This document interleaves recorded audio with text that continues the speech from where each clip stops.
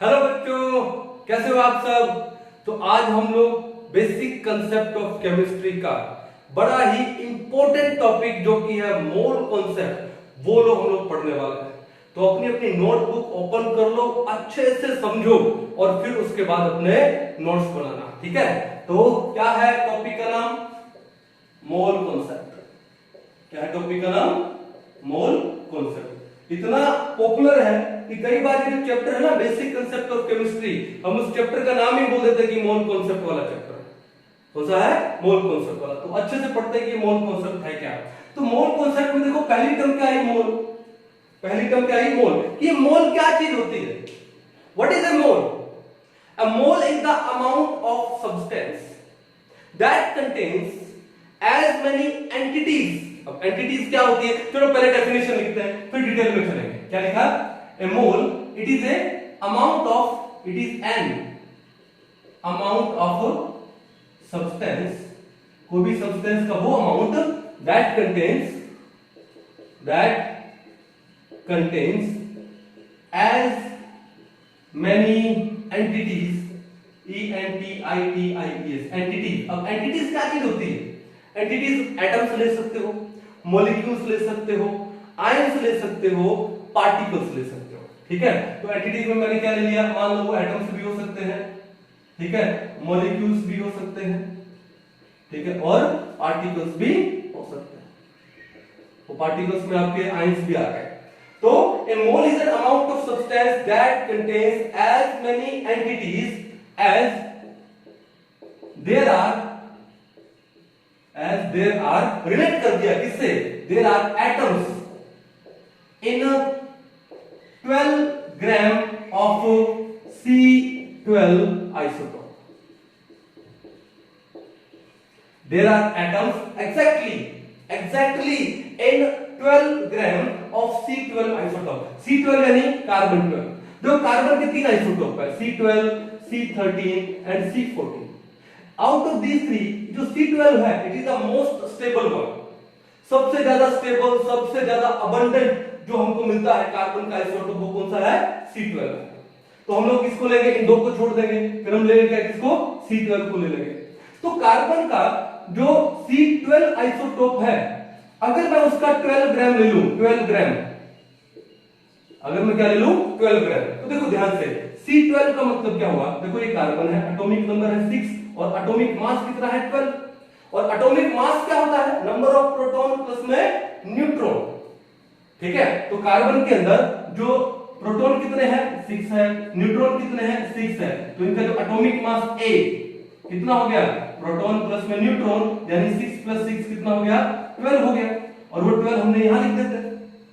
अब बात यह है कि इस 12 को एटॉमिक मास को अगर आप ग्राम में लिख दोगे, अगर आप किस में लिख दोगे?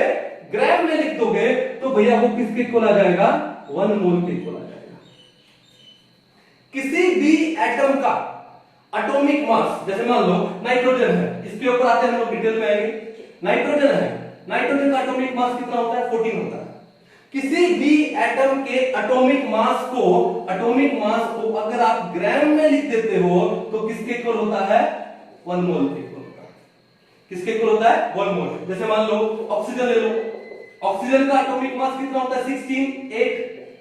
ये तो एटॉमिक नंबर है 16, उसका क्या है? Atomic mass. तो क्या बोला? किसी भी एटम के एटॉमिक मास को अगर आप ग्राम में लिख देते हो, तो किसके इक्वल हो जाता है? 1 मोल के इक्वल हो जाता है। किसके इक्वल?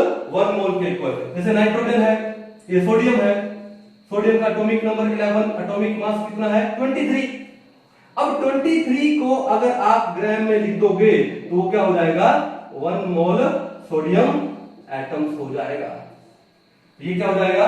1 मोल नाइट्रोजन एटम्स, ठीक है, 1 मोल ऑक्सीजन एटम्स। जैसे ये क्या हो जाएगा? 1 मोल कार्बन एटम्स। कहानी समझ आएगी? बड़ा बेसिक सा था। किसी भी एटम के एटॉमिक मास को, एटॉमिक मास क्या होता है? नंबर ऑफ प्रोटॉन प्लस में न्यूट्रॉन। तो किसी भी एटम के एटॉमिक मास को ग्राम में एक्सप्रेस कर दो, तो वो किसके इक्वल हो जाता है? 1 मोल के इक्वल हो जाता है। तो हमने जो बेसिक माना वो किसको माना? C12 को माना। बेसिक किसको माना हम लोगों ने? C12 को। ये जो modern atomic weight scale is based on इसके ऊपर C12 के ऊपर। बड़ा इंपॉर्टेंट पॉइंट है ये भी। क्या बोला कि जो modern atomic weight scale is based on किसके ऊपर है? C12 के ऊपर बेस्ड। कार्बन का जो C12 आइसोटोप है इसके ऊपर एटॉमिक वेट का स्केल बेस्ड है। हाइड्रोजन के ऊपर नहीं है, ऑक्सीजन के ऊपर नहीं है, किसके ऊपर है? C12 के ऊपर है। क्यों? क्योंकि जो C12 है उसका जो 12 ग्राम में जितने एटम्स होंगे, जितने नंबर ऑफ एटम्स होंगे, उस नंबर ऑफ एटम को हम लोग क्या बोलते हैं? 1 मोल बोलते हैं।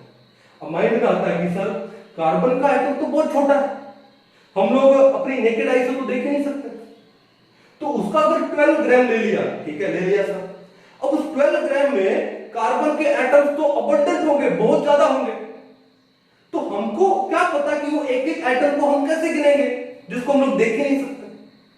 अब तो पॉइंट में तो दम है, ठीक है, कि जिस एटम को हम देख ही नहीं सकते वो 12 ग्राम हमने ले लिया, तो उसमें टोटल कितने एटम्स हैं वो हम लोग कैसे निकालेंगे भाई?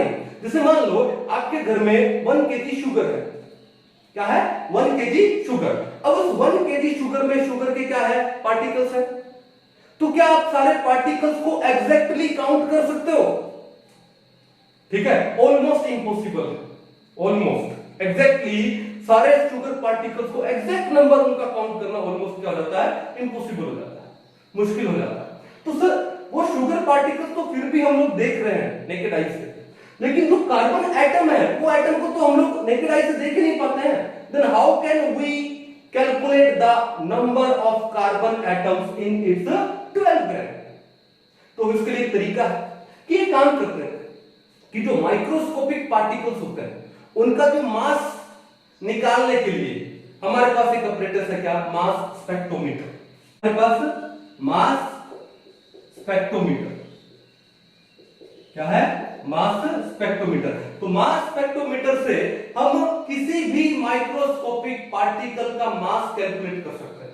और जब मास स्पेक्ट्रोमीटर से कार्बन के जो C12 का 1 एटम का जो मास निकाला गया, ठीक है, क्या? Mass of 1 atom of C12, तो वो जो मास कितना आया? वो मास आया कितना? 1.992648 into 10⁻⁻23 ग्राम। मास स्पेक्ट्रोमीटर से जब कार्बन के C12 जो आइसोटोप है उसके एक एटम का मास निकाला गया, तो कितना आया? 1.992648 into 10⁻⁻23 gram.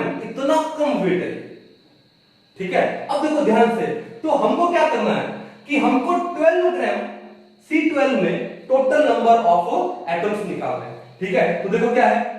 Number of atoms in C12 in 12 grams, in 12 gram of C12 isotope.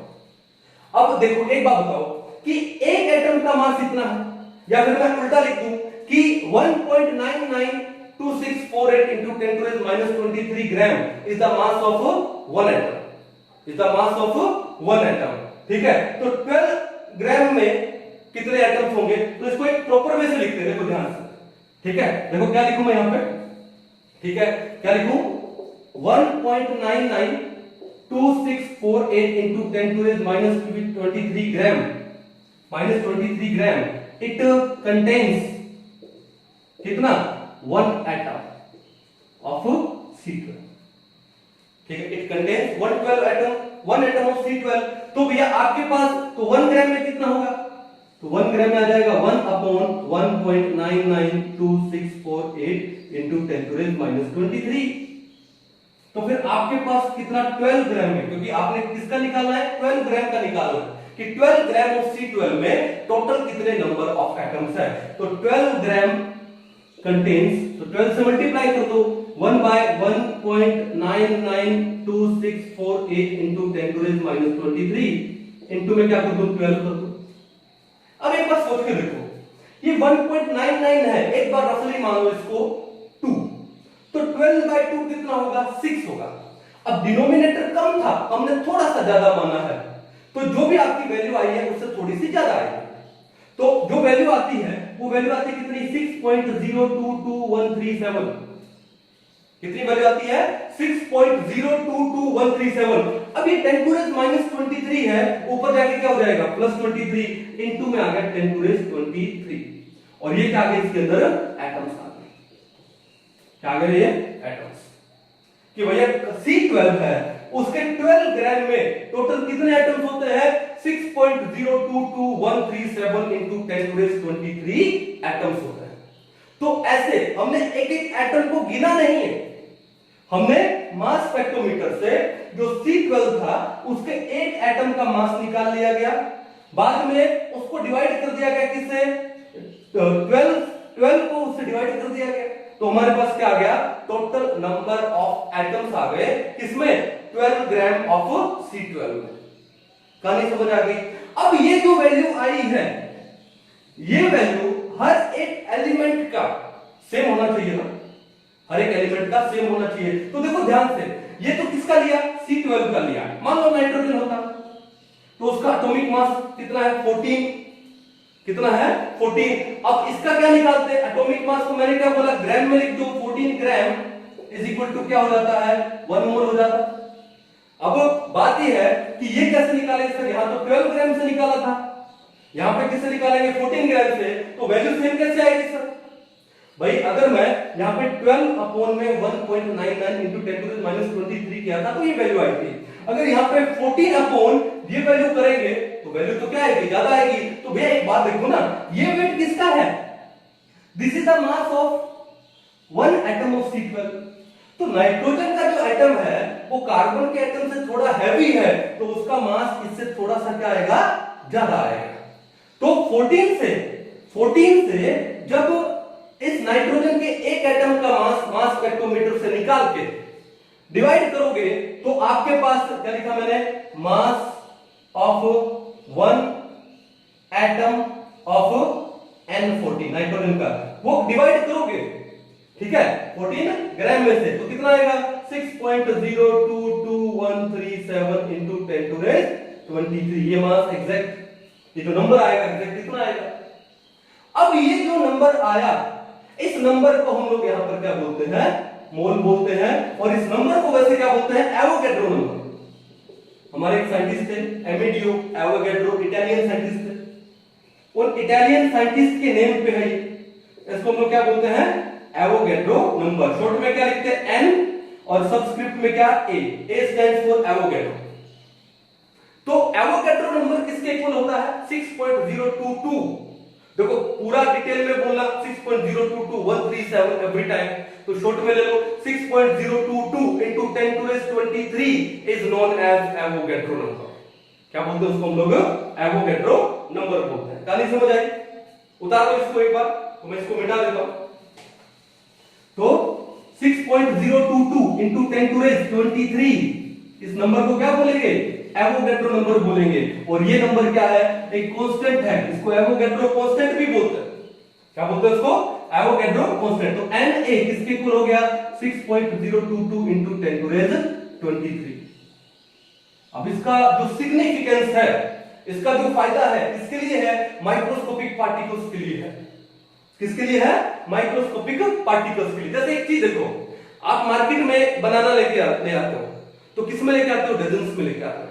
भाई राजस्थान में मैं रहता हूं, राजस्थान में बनाना किलोज में मिलता है, ठीक है। लेकिन हरियाणा में हम लोग रहे तो हरियाणा में जो बनानास होते हैं वो किस में मिलते हैं? डजन्स में मिलते हैं, ठीक है ना। आप शायद मार्केट में एग लेके आते होंगे, एग भी किस में मिलते होंगे? डजन में मिलते होंगे कि 1 डजन का रेट ये है, ठीक है। हम मार्केट से पेपर लेके आते हैं, जेके का पेपर आता है ना, व्हाइट पेपर, तो क्या आता है? एक पैकेट आता है, उस पैकेट में कितने पेपर होते हैं? 500 रिम। तो पेपर किसमें मिलता है? रिम में मिलता है, ठीक है। तो जैसे जैसे क्या होगा कि पार्टिकल छोटा होता जाएगा तो नंबर बढ़ता जाएगा। तो यहां पर तो हमारे पास क्या? माइक्रोस्कोपिक पार्टिकल है, तो माइक्रोस्कोपिक पार्टिकल्स को हम लोग किस में लिखते हैं? एवोगैड्रो नंबर में लिखते हैं। तो ये जो एवोगैड्रो नंबर है, it is significant for microscopic particle. Macroscopic particle के लिए तो ये फेल है। कैसे? मान लो कि वो कांच की गोली, ग्लास मार्बल, बचपन में खेला होगा आप लोगों ने, कि अगर मैं ग्लास मार्बल का 1 मोल ले लेता हूं, if I take 1 mole of glass marble 6.022 into 10 to the 23, इतना नंबर ले लेता हूं ग्लास मार्बल का, तो आपको पता है कि उस ग्लास मार्बल से 1 मोल ऑफ ग्लास मार्बल से हम पूरी अर्थ को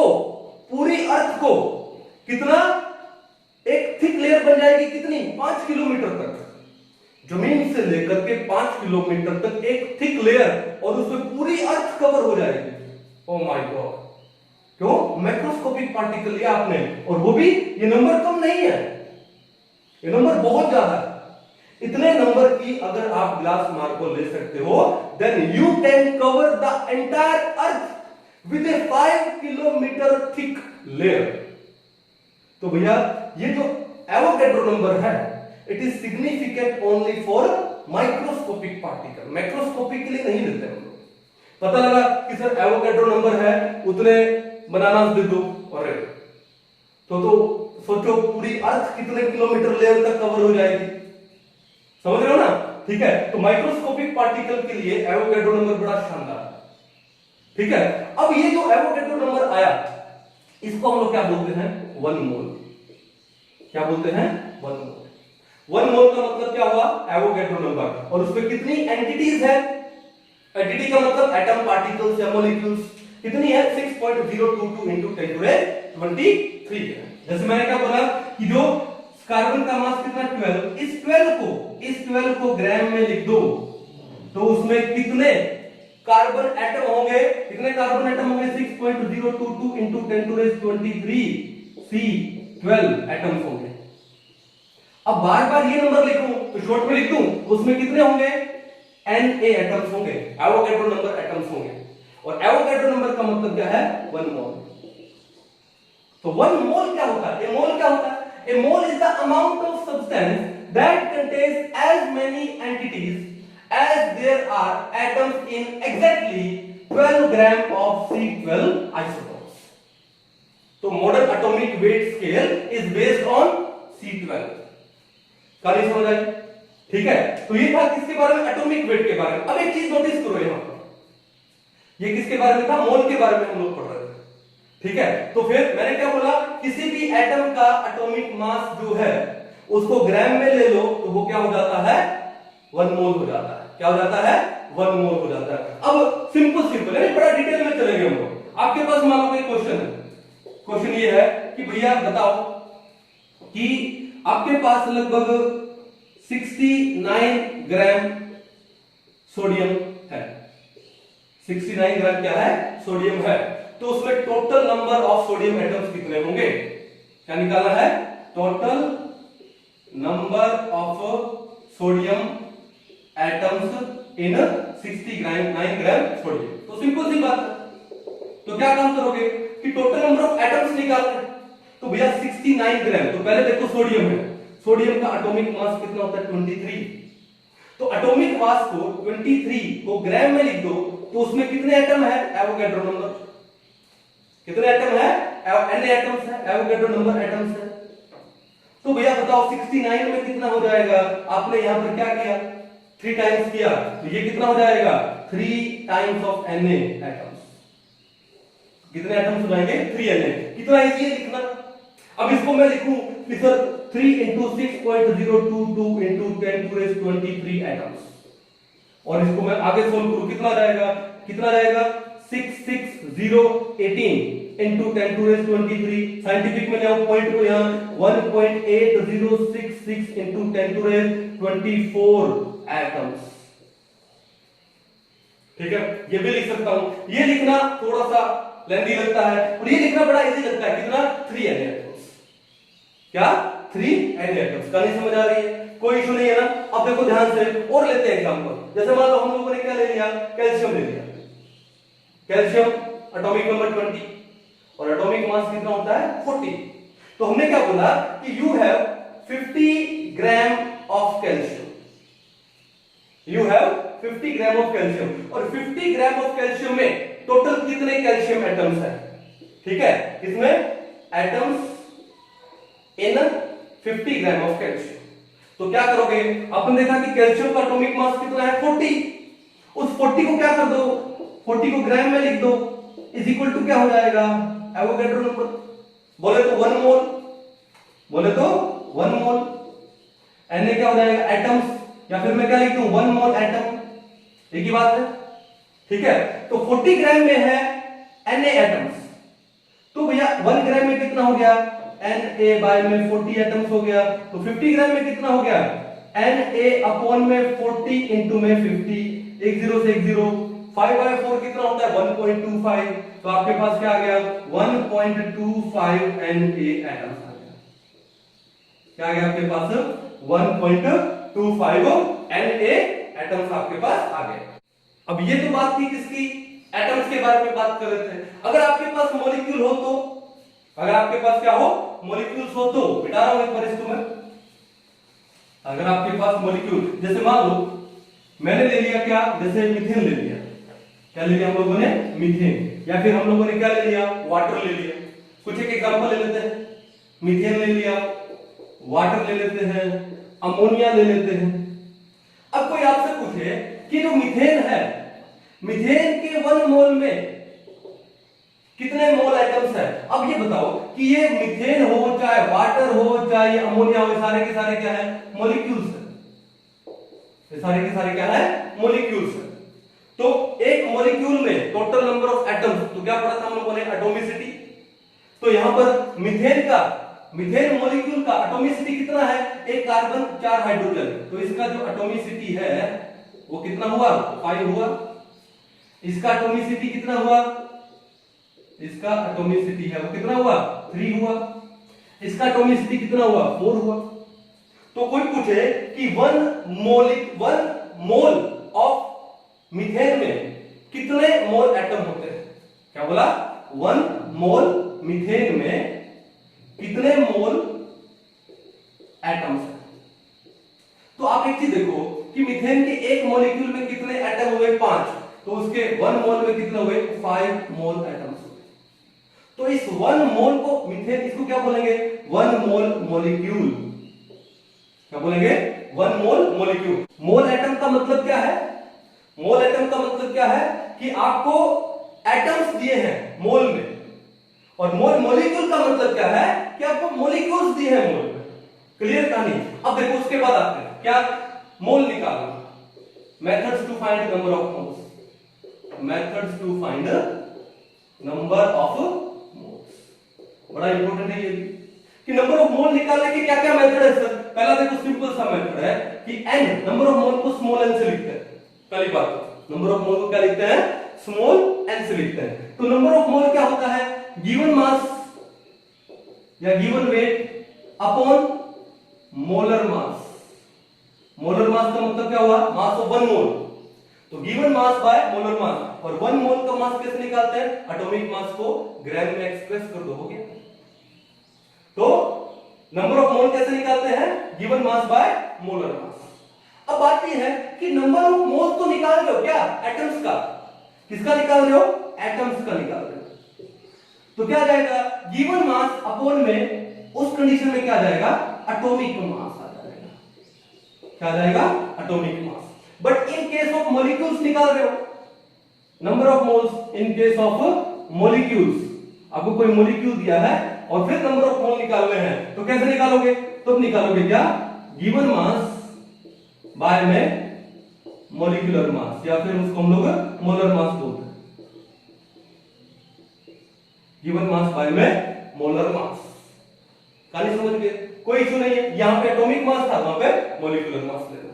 या फिर देखो एक तरीका और भी है, अगर आपको वॉल्यूम दिया गया हो, हमको पता कि at STP 1 mole of any gas it contains 22.4 litre volume, होता है ना, ठीक है। If volume is given, if volume is given कब एट एसटीपी, एसटीपी पे दिया, तो जो नंबर ऑफ मोल्स निकालने का तरीका क्या है, वॉल्यूम गिवन अपॉन 22.4 लीटर्स। अब जो वॉल्यूम जो आपको दिया जाए उस वॉल्यूम को किस में लोगे, लीटर्स में लोगे। तो नीचे भी क्या लिया है, 22.4 लीटर लिया है। अगर ये नहीं लेना तो क्या ले लोगे, देखो या फिर वॉल्यूम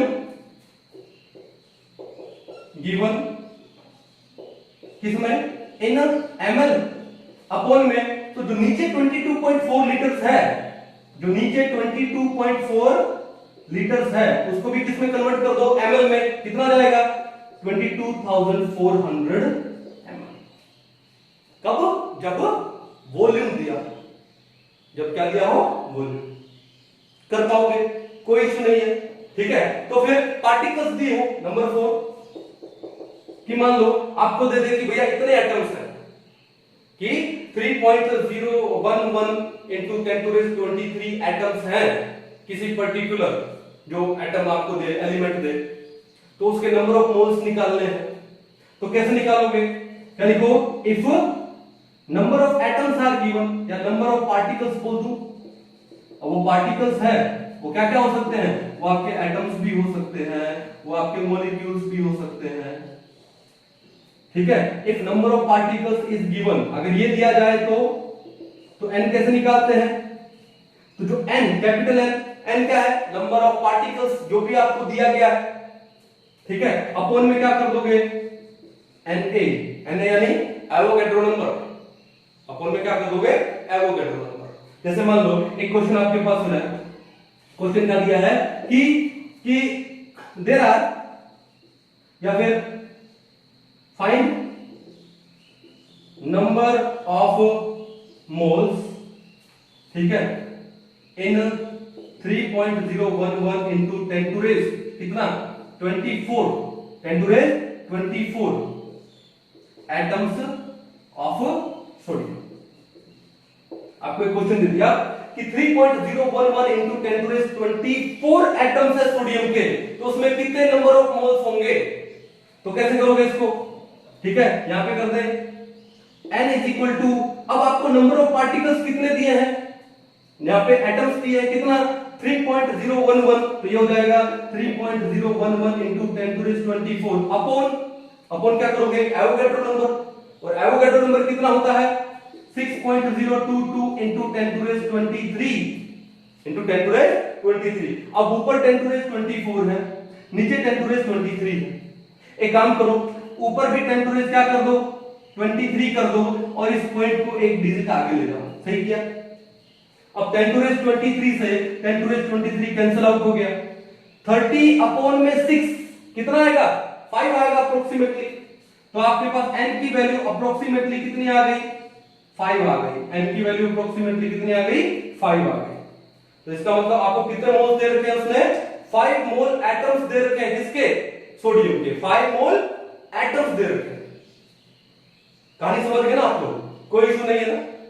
चलो अब उसके बाद इसको उतार लीजिए एक बार। एक काम करते हैं, कुछ एक न्यूमेरिकल करके देखते हैं कि एग्जाम में किस टाइप का न्यूमेरिकल आता, ठीक है ना, और उससे ये कॉन्सेप्ट थोड़ा सा और स्ट्रांग हो जाएगा आपका। तो एक बार इसको उतार लीजिए, फिर उसके बाद कुछ एक न्यूमेरिकल्स करके देखते हैं। चलिए हम लोग एक तो न्यूमेरिकल करते हैं और कॉन्सेप्ट को थोड़ा सा स्ट्रांग करते हैं। देखो AIPMT 2014 का कोई क्वेश्चन है, क्या बोलते हैं, the maximum number of molecules is present in. देखो आपको बहुत सारे क्वेश्चन आएंगे ऐसे, जैसे मान लो एक ये हो गया, एक उसके बाद the number of atoms in this one, या फिर which has the maximum number of molecules among the following. तो ये जो टाइप का क्वेश्चन है ना, मैक्सिमम नंबर ऑफ मॉलिक्यूल्स या मिनिमम नंबर ऑफ मॉलिक्यूल्स, इनको करने का भी एक सिंपल सा तरीका है, क्या कि आप मॉलिक्यूल निकालो, इससे बढ़िया क्या आप नंबर ऑफ मोल्स निकालो, क्योंकि नंबर ऑफ मोल्स निकालना इजी है। उसके बाद जब आप मॉलिक्यूल निकालोगे तो उसको एवोगैड्रो नंबर से क्या करोगे, मल्टीप्लाई करोगे, कैलकुलेशन में फंस जाओगे। तो कभी भी आपके पास कोई क्वेश्चन आ जाए कि find the maximum number of molecules among the following या minimum number of molecules among the following, तो नंबर ऑफ मॉलिक्यूल्स मत निकालो, नंबर ऑफ मोल्स निकालो। तो जिसके नंबर ऑफ मोल्स ज्यादा है उसके नंबर ऑफ मॉलिक्यूल्स ज्यादा है, सही है ना। चलो तो देखो पहला देखो क्या बोलता है, 5 litre of N2 gas at STP। देखो पहले देखो STP आपको दे दिया और यहां पर आपको क्या दिया है, वॉल्यूम दिया है। तो अभी हमने थोड़ी देर पहले क्या किया था कि नंबर ऑफ मोल निकालते हैं, अगर वॉल्यूम दिया हो तो कैसे, number of mole is equal to volume given upon में 22.4 लीटर एट एसटीपी। अब ये वॉल्यूम भी आपको लीटर में दिया है तो आपको चेंज करने की जरूरत नहीं है, तो कितना आएगा 5 लीटर अपॉन में 22.4 लीटर। ठीक है, अप्रोक्सीमेट कितना आएगा ये अप्रोक्सीमेट आ जाएगा कितना 1/5। मैं एग्जैक्ट नहीं निकाल रहा हूं, नियर अबाउट निकाल रहा हूं, तो अप्रोक्सीमेटली 1/5 या 1/4 के बीच में आ रहा है, 1/4.5 कर देता हूं। ठीक है ना, तो एक बार मैं एक काम करता हूं 1/4 लिख देता हूं इसको नियर अबाउट।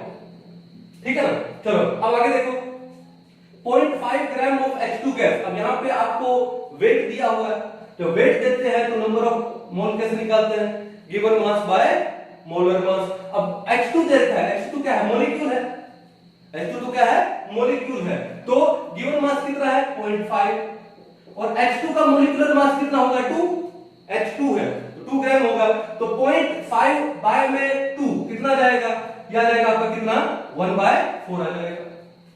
कितना जाएगा ये 1/4। ठीक है, 10 ग्राम ऑफ O2, तो 10 ग्राम गिवन वेट कितना 10 और O2 का मॉलिक्यूलर वेट कितना 32, तो 10/32। ठीक है, तो कितना हो जाएगा लगभग 1/3। अप्रोक्सीमेट लिख रहा हूं मैं एक बार 1/3। 15 litre of H2 gas at STP N, 15 litre. अब वॉल्यूम दे रखा है तो 15 अपॉन STP दिया हुआ है, तो 1 मोल का कितना होता है 22.4, तो 15/22.4 कितना होगा, एक बार मैं अप्रोक्सीमेट लिख दूं कितना 3/4, कितना हो जाएगा 0.75 लगभग इतना हो जाएगा। अब बात बताओ कि इन चारों में से जो मैक्सिमम नंबर ऑफ मोल किसमें आ रहे हैं, यहां पर कितना है लगभग 0.33, यहां है लगभग 0.25, यहां भी कितना है लगभग 0.25, लेकिन यहां कितना है 0.75, तो आपका आंसर कौन सा हो गया ऑप्शन नंबर 4। तो जब कभी भी आपसे इस टाइप का क्वेश्चन पूछा जाए कि find the maximum number of molecules या minimum number of molecules among the following, तो मॉलिक्यूल्स मत निकालो, मोल निकालो। जैसे देखो मान लो आपके पास ये AIPMT 2011 का क्वेश्चन है, which has the maximum number of molecules among the following, इसी टाइप का क्वेश्चन हो गया। करके देखें कैसे, 64 ग्राम ऑफ SO2, आपको सबका वेट दिया है, तो वेट देता है तो n कैसे निकालते हैं, given weight by molar weight. अब गिवन वेट कितना है 64 और SO2 का मोलर वेट कितना होता है, सल्फर का 32 और दो ऑक्सीजन का 32, टोटल कितना हो गया 64, तो 64/64 कितना हो गया 1 हो गया। यहां पर CO2 में कितना जाएगा 44 अपॉन, अब CO2 का भी कितना होता है 44, ये भी कितना हो गया 1 हो गया। यहां पर कितना हो गया 48, अब ओजोन ऑक्सीजन का 16, O3 का 48, तो 48 अपॉन 48 ये भी कितना हो गया 1 हो गया। अब यहां पर गिवन वेट कितना है 8 और हाइड्रोजन का मोलर वेट कितना होता है 2, तो 8/2 कितना हो गया 4। आंसर समझ आ गया, क्या हो गया ऑप्शन नंबर 4। काली समझ आ रही है ना, तो आपको नंबर ऑफ मॉलिक्यूल्स निकालने की जरूरत नहीं है, नंबर ऑफ मोल्स निकाल लीजिए। चलो अब उसके बाद देखो यहां पे AIPMT 2010 में क्वेश्चन है, the number of atoms in 0.1 mole of A triatomic gas. इससे सिंपल क्वेश्चन कोई नहीं हो सकता। आपको एक ट्राइएटॉमिक गैस दी है, तो गैस का जो एटॉमिसिटी है वो कितना है 3, ट्राइएटॉमिक बोल रहे हैं, ट्राई बोले तो 3, और आपको कितना दिया है 0.1 मोल दिया है, 0.1 मोल ट्राइएटॉमिक दिया है, तो उसमें नंबर ऑफ एटम्स पूछा है, तो सबसे पहले क्या करोगे, जो 0.1 मोल है उसको 3 से मल्टीप्लाई करोगे, कितने मोल एटम्स है, तो मल्टीप्लाई 3 कर दिया तो कितना आ गया 0.1 into 3 यानी 0.3, क्या है हमारे पास मोल एटम्स आ गए, क्या आ गए 0.3 मोल एटम्स। मोल का मतलब क्या होता है एवोगैड्रो नंबर। अब इन्होंने वैल्यू पूछी है तो इसका मतलब क्या हो गया कि 0.3 Na एटम्स, ठीक है, और Na कितना होता है 6.022 into 10⁻23 ये होता है। अब बस आपको क्या करना है, आपको इसको सोल्व करना है। अब 6 को अगर आप 0.3 से मल्टीप्लाई करते हो तो कितना आता है 1.8 आता है, तो आपकी वैल्यू आ गई approximately 1.8 into 10⁻23 atoms, 1.8 into 10⁻23 atoms. तो पहला देखो 1.8 into 10⁻22 रॉन्ग हो गया, दूसरा रॉन्ग हो गया, 1.806 into 10⁻23 सही हो गया। ये O6 क्यों आया है, क्योंकि ये 0.02 है, 0.02 को 3 से करोगे तो 0.6 तो आएगा, तो ये हो गया। फोर्थ ऑप्शन मतलब ही नहीं है। तो देखो कितने सिंपल क्वेश्चन है, आराम से कर सकते हो। अब देखो AIPMT 2008 volume occupied by 1 mole of water is, और वाटर का डेंसिटी आपको दिया हुआ है, और अगर ना भी दे तो आपको पता होना चाहिए दो का डेंसिटी, वाटर का और हाइड्रोजन का, तो आपको पता होना चाहिए। तो बताओ वाटर का डेंसिटी कितना होता है 1 ग्राम पर ml या पर सेंटीमीटर क्यूब, और हाइड्रोजन का डेंसिटी कितना होता है 0.00089 ग्राम पर ml या पर सेंटीमीटर क्यूब। ये दो का डेंसिटी तो आपको पता ही होना चाहिए। तो क्या बोला, volume occupied by 1 mole of H2O, 1 mole of H2O का वॉल्यूम अपने को निकाल लेंगे। तो मेरे को एक बात बताइए कि 1 मोल का मतलब क्या है, 1 मोल वाटर, ठीक है। अब इन्होंने आपको डेंसिटी दिया है तो कुछ तो रीजन होगा। डेंसिटी क्या होती है, मास बाय वॉल्यूम। डेंसिटी क्या होती है, मास बाय वॉल्यूम। तो डेंसिटी की जगह क्या लगा देंगे, is equal to mass by volume. अब एक काम करो, वॉल्यूम पूछा है तो वॉल्यूम इधर ले जाओ, डेंसिटी इधर ले आओ, तो वॉल्यूम किसके इक्वल हो गया, volume is equal to mass upon में डेंसिटी। अब आपसे पूछा है 1 मोल ऑफ वाटर, अब 1 मोल ऑफ वाटर का मास कितना होगा, अरे वाटर 2 हाइड्रोजन है तो 2 प्लस ऑक्सीजन का 6, इन टोटल कितना 18, और उस 18 को किस में लिख दो, ग्राम में। तो what is the mass of 1 mole of water, कितना हो जाएगा 18 ग्राम, अपॉन डेंसिटी आपको कितना दिया है 1 ग्राम पर सेंटीमीटर क्यूब। ये आपको डेंसिटी दिया है, ये क्या आपको दिया है, डेंसिटी दिया है। तो कितना जाएगा 18 बाय 1, तो कितना जाएगा, ये 18 ही आ जाएगा आपके पास, कितना जाएगा आपके पास, ये 18 ही आ जाएगा, है ना। तो volume occupied by 1 mole of H2O कितना होना चाहिए, ये तो 18 होना चाहिए। क्या बोला, volume occupied by 1 mole of water is, I think यहां पे 1 मोल नहीं है, 1 मॉलिक्यूल दिया हुआ है, 1 मॉलिक्यूल ऑफ वाटर इज करके देखते हैं। Volume occupied by 1 molecule of water is. तो एक बात बताओ, आपको वाटर का डेंसिटी दे रखा है, और अगर आपको वाटर का डेंसिटी नहीं दिया जाए तो भी आपको क्या होना चाहिए, पता होना चाहिए कितना 1 होना, ठीक है ना। तो देखो डेंसिटी क्या होती है, मास बाय वॉल्यूम, और इसकी भी जरूरत नहीं है, 1 ग्राम पर सेंटीमीटर क्यूब, 1 ग्राम पर सेंटीमीटर क्यूब का मतलब क्या हुआ, मिलीलीटर, यानी वाटर में वाटर का जो 1 ग्राम है is equal to 1 centimetre cube, इसी का मतलब ये तो हुआ मास बाय वॉल्यूम। अब एक देखो कि वाटर के 1 मॉलिक्यूल का मास देखना अपने को, वाटर के 1 मॉलिक्यूल का मास देखना है, तो पहले ही काम करते हैं 1 मोल का मास देख लेते हैं। तो वाटर के 1 मोल का मास कितना होगा, 18 ग्राम होगा, तो 18 ग्राम का वॉल्यूम कितना हो जाएगा, 18 सेंटीमीटर क्यूब हो जाएगा। वाटर के 1 मोल का मास कितना है, 18 ग्राम। अब निकालना 1 मॉलिक्यूल का, तो बताओ 1 मोल में कितने मॉलिक्यूल होंगे, एवोगैड्रो नंबर। तो 1 मॉलिक्यूल वाटर का मास कितना हो जाएगा, इस 18 ग्राम को अगर आप Na से डिवाइड कर दोगे तो क्या जाएगा, mass of 1 molecule of water, simple, ठीक है। तो उसका वॉल्यूम कितना हो जाएगा, सेम वही कहानी, 18 अपॉन में Na सेंटीमीटर क्यूब, ठीक है। अब हमको ये निकालना है, ये क्या है, this is the mass of 1 molecule, mass of 1 molecule of water, और इसका हमको क्या निकालना है, वॉल्यूम। अब तो Na कितना होता है 6.022, तो ये हो जाएगा आपका देखो 18 अपॉन में 6.022 into 10 to raise 23, क्या जाएगा सेंटीमीटर क्यूब।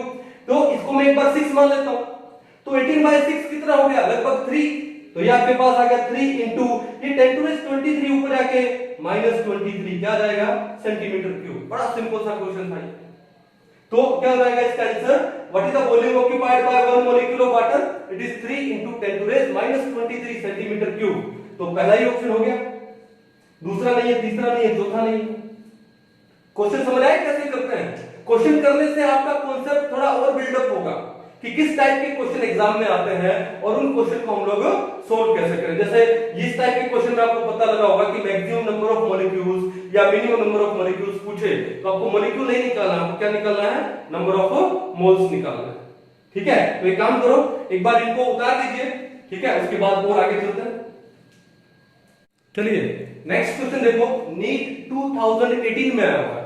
क्या क्वेश्चन है, in which case is the number of molecules of water maximum? Same उसी टाइप का है। तो number of molecules of water maximum पूछा है, तो आपको नंबर ऑफ मॉलिक्यूल्स नहीं निकालना है, क्या निकालोगे? नंबर ऑफ मोल्स निकालोगे। तो पहले देखो क्या बोलता है, 18 ml ऑफ वाटर। देखो अब हर बार कोई जरूरी नहीं है कि आप फॉर्मूला से करो, कई बार आप स्मार्ट बोर्ड से भी करो। आपने इसने बोला 18 ml ऑफ वाटर, तो 18 ml ऑफ वाटर का वेट कितना होगा? तो वाटर का डेंसिटी कितना होता है? 1 ग्राम पर ml। वाटर का 1 ml is equal to 1 ml is equal to 1 gram. तो 18 ml में कितने ग्राम हो जाएंगे? It is equal to 18 gram of water. अब वाटर का 18 ग्राम का मतलब क्या हुआ? इसका मतलब हुआ क्या? 1 मोल। कहानी समझ गए ना? इसका मतलब क्या हुआ? 1 मोल। ठीक है, उसके बाद देखो 0.18 ग्राम ऑफ वाटर। अरे 0.18 का मतलब कितना हो गया? 0.01 मोल ऑफ वाटर हो गया। Given weight by molar weight 0.18 को 18 से डिवाइड कर दो, कितना जाएगा? 0.01 मोल। सिंपल था। This 1 litre of water vapours at 1 atmosphere, यानी एटमॉस्फेरिक प्रेशर दे दिया, एंड 273 केल्विन यानी 0 डिग्री सेल्सियस। तो आपको कौन सी कंडीशन दे दी? एसटीपी दे दी। तो एसटीपी पे इतना लीटर वाटर है, वो कितना मोल होगा? तो एसटीपी पे कोई भी गैस, देखो वाटर वेपर बोल दिया ना, गैसीय स्टेट में आ गया। एसटीपी पे कोई भी गैस का 22.4 लीटर कितना होता है? 1 मोल होता है। लेकिन इसने आपको 22.4 नहीं दिया, कितना दिया? 0.00224, यानी 22.4 होता तो पॉइंट यहां होता, लेकिन पॉइंट क्या है? 4 डिजिट आगे है। 4 डिजिट आगे होगा तो 10 की पावर क्या हो जाएगा? माइनस हो जाएगा। तो ये कितना लिख दूं मैं? इसको मैं लिख दूं क्या? इसको मैं लिख दूं क्या? 22.4 into 10 to raise -4 litre.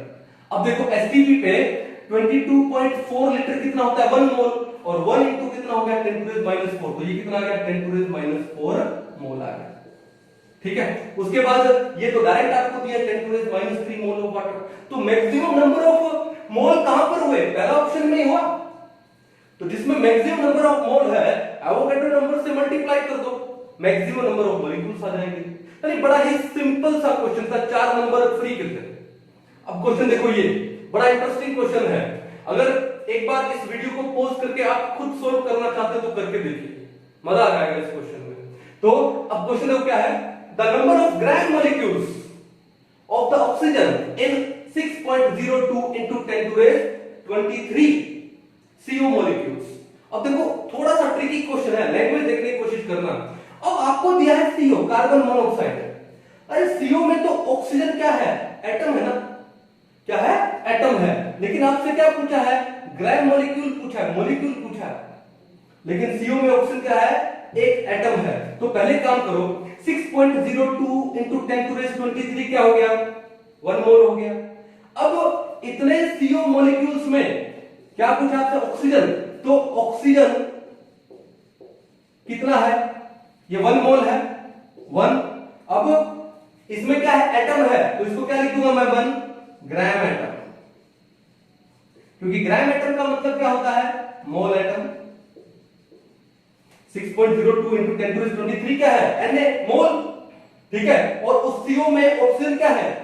CO molecule में ऑक्सीजन क्या है? उसका एक एटम है, तो क्या हो जाएगा? 1 मोल एटम, और 1 मोल एटम को हम लोग क्या बोलते हैं? 1 ग्राम एटम। तो भैया यहां पर 1 ग्राम एटम है, लेकिन आपसे पूछा क्या है? ग्राम मॉलिक्यूल पूछा है। तो बताओ ऑक्सीजन के एक मॉलिक्यूल में कितने एटम होते हैं? 2। या उसका उल्टा करो कि ऑक्सीजन के 2 एटम है, तो मॉलिक्यूल कितना हुआ? 1। तो एक एटम है तो कितना मॉलिक्यूल हुआ? हाफ। तो इस एटम को मॉलिक्यूल बनाऊंगा तो इसको क्या कर दूंगा? हाफ। तो इसको मैं बोल दूं कि 1/2 क्या? ग्राम मॉलिक्यूल लिख सकता हूं ना। ऑक्सीजन का एक एटम का मतलब क्या हुआ? उसका हाफ मॉलिक्यूल। तो क्या लिख दिया? 1 ग्राम एटम को मैंने क्या लिख दिया? हाफ ग्राम मॉलिक्यूल लिख दिया। किसके लिए? ऑक्सीजन के लिए। तो क्या बोला? The number of gram molecules of oxygen कितना आ गया? हाफ। हाफ बोले तो 0.5। तो आंसर क्या आ गया? ऑप्शन नंबर 2 आ गया। थोड़ा सा ट्रिकी क्वेश्चन था लैंग्वेज से। अब देखो आगे देखो, क्वेश्चन नंबर 7। इससे सिंपल क्वेश्चन कोई नहीं हो सकता। क्या बोला इन्होंने? Caffeine has a molecular weight of 194, it contains 28.9% by mass of nitrogen. The number of atoms of nitrogen in 1 molecule of it। देखो मैं जो ये फिजिकल केमिस्ट्री में है, तो मैं क्या करता हूं, थोड़ा शॉर्ट मेथड से चलता हूं न्यूमेरिकल को सोल्व करने के लिए। अब शॉर्ट मेथड देखो मेरा क्या है, देखो यहां पे कैफीन का मॉलिक्यूलर वेट दे दिया 194, कैलकुलेशन तो करनी पड़ेगी। तो 194 को मैं अप्रोक्सीमेटली मान लूं कितना 190, और इसमें 28.9% बायोमास नाइट्रोजन है। अब 28.9 को मैं अप्रोक्सीमेटली 30 मान लेता हूं, तो भैया आपके पास 190 क्या है मॉलिक्यूलर वेट है लगभग, और उसका जो 30% है वो क्या है नाइट्रोजन है। 30% यानी 30/100 सोल्व कर लो भैया, कितना आ जाएगा 57। तो जो 57 चाहे वो यूनिट में लो यूनिफाइड मास में, वो क्या आ गया इसका नाइट्रोजन का मास आ गया। अब नाइट्रोजन के एक एटम का मास कितना होता है 14, तो 57 अगर मास आया है और एक एटम का मास कितना हुआ 14 हुआ, तो लगभग कितना आ गया 4 एटम्स ऑफ नाइट्रोजन आ गए। कितने आ गए 4 एटम्स ऑफ नाइट्रोजन। क्वेश्चन क्या बोलता है number of atoms of nitrogen in one molecule of it, कितना आ गया 4। सिंपल, इससे सिंपल और क्या करना है। ठीक है चलो अब क्वेश्चन नंबर 8 देखो, बड़ा मस्त क्वेश्चन है ये भी, कि in the reaction 2 aluminium solid दिया है plus 6 HCl aqueous will give you 2Al3 plus aqueous plus 6 Cl negative aqueous plus 3 H2 gas. Okay ये आपको एक रिएक्शन दे दी। फिर क्या बोलता है कि 6 litre HCl is consumed for every 3 litre hydrogen produced. अब देखो ये आपको HCl बोला है, तो बोला कि 1 मोल क्या है 1 मोल। तो हमने एक लॉ पढ़ा था, कौन सा गे-लुजैक लॉ ऑफ गैसियस वॉल्यूम, लेकिन वो लॉ किसके लिए था गैसेस के लिए था। यहां पे ये HCl aqueous बोला है, गैस नहीं बोला, ठीक है ना। यहां पर गैस कौन है, गैस सिर्फ यहां पर हाइड्रोजन है। तो ये बोल रहा है कि 6 litre HCl is consumed for every 3 litre hydrogen produced. आपको लगेगा कि आगे 6 दिया है तो मान लो 6 वॉल्यूम है, आगे ये 3 दिया है तो मान लो 3 वॉल्यूम है, लेकिन ये देखो Gay Lussac law of gaseous volume it is applicable only for gaseous substances. अब ये गैस नहीं है एक्वस है, तो पहला वाला ऑप्शन इनकरेक्ट हो जाएगा। दूसरा देखो 33.6 litre H2 gas is produced regardless of temperature and pressure for every mole aluminium that reacts. कि 1 मोल एल्यूमिनियम रिएक्ट होता है ना, तो 33.6 लीटर H2। अब जैसे पॉइंट में आया ना, तो आपके माइंड में पता क्या आएगा 22.4 लीटर 1 मोल का वॉल्यूम, ये आपके माइंड में आएगा ना कि 22.4 लीटर 1 मोल का है, तो 33.6 कितना हो गया 1.5 मोल का हो गया ना। तो 33.6 लीटर का मतलब क्या हो गया 1.5 मोल हाइड्रोजन प्रोड्यूस होती है। Okay regardless of temperature and pressure for every mole aluminium that reacts. तो आपके माइंड में आएगा क्या 2 मोल एल्यूमिनियम से 3 मोल हाइड्रोजन प्रोड्यूस होती है, तो 1 मोल एल्यूमिनियम से कितना प्रोड्यूस होगा 3/2 मोल हाइड्रोजन। 3/2 का मतलब 1.5 मोल, 1.5 मोल का मतलब 22.4 into 1.5 करोगे तो क्या आएगा 33.6। ये आपके दिमाग में आएगा ना, लेकिन ये गलत आएगा। क्यों गलत आएगा, उसने क्या बोला regardless of temperature and pressure. अरे वो 22.4 लीटर इज इक्वल टू 1 मोल कब होता है एसटीपी पे होता है। अब यहां पर तो उसने एसटीपी बोला ही नहीं, regardless of temperature and pressure बोला, तो भैया ये आपका क्या हो गया रॉन्ग हो गया। अब अगला देखो क्या बोलता है 67.2। मैं 67.2 को 22.4 से डिवाइड करो, कितना आता है 3 मोल, तो इसका मतलब 3 मोल की बात हो रही है ना। ओके तो 67.2 लीटर H2 गैस यानी 3 mole of gas at STP.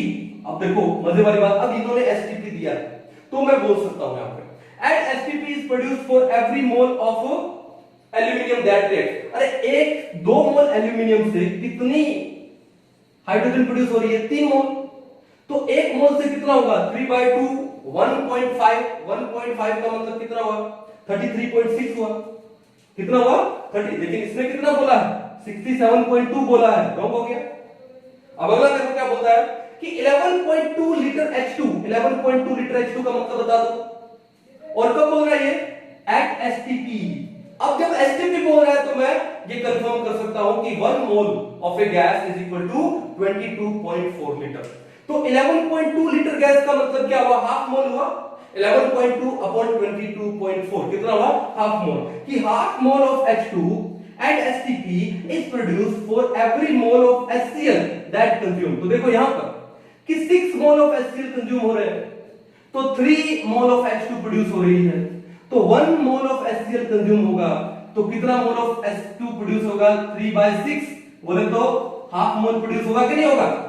For every mole of HCl consumed half mole of H2 is produced at STP, और STP पे हाफ मोल गैस का वॉल्यूम कितना होगा, 11.2 होगा लीटर। तो ऑप्शन नंबर 4 क्या हो जाएगा, करेक्ट हो जाएगा। क्या नहीं समझ आई कि कैसे क्वेश्चन आपके एग्जाम में आएंगे और कैसे आपको उनको बड़े स्मार्टली हैंडल करना है, ठीक है। तो आज के लेक्चर में मोल कॉन्सेप्ट में इतना ही। कल हम इस मोल कॉन्सेप्ट वाले लेक्चर को थोड़ा और आगे एक्सटेंड करेंगे और डिटेल में जाएंगे और बहुत सारे न्यूमेरिकल्स करेंगे। तो आज के लिए इतना ही, थैंक यू।